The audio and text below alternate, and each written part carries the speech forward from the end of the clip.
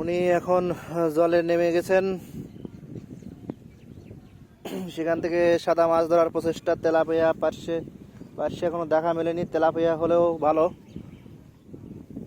দেখা যাক, এখানে মাছের গর্ত থাকতে পারে, তেলাপিয়ার গর্ত।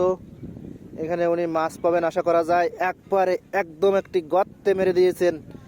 অনেক অনেক মাছ উঠেছে, এবার ৫-৭টির মতো মাছ উঠেছে।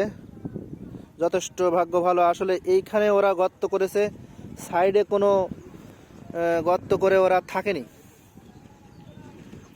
সেই গর্ত বরাবর উনি মারতে পেরেছেন। তেলাপিয়া মাছ সাধারণত গর্ত করেই থাকে। দেখা যাক কয়টি মাছ, এখনো আমরা গুনে পাইনি। উনি ওখান থেকে কাউন্ট করছেন, একটি দেখালেন।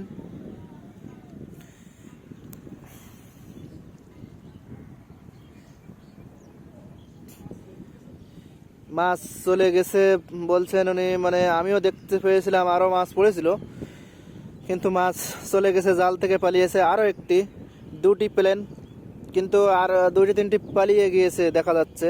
আমিও তো দেখছিলাম ৩-৪টিরও বেশি পড়েছিল, কিন্তু কিছু করার নেই। আরো একটি চিংড়ি মাছও উনি পেয়েছেন দেখতে পাচ্ছি, বাগদা চিংড়ি পেয়েছেন।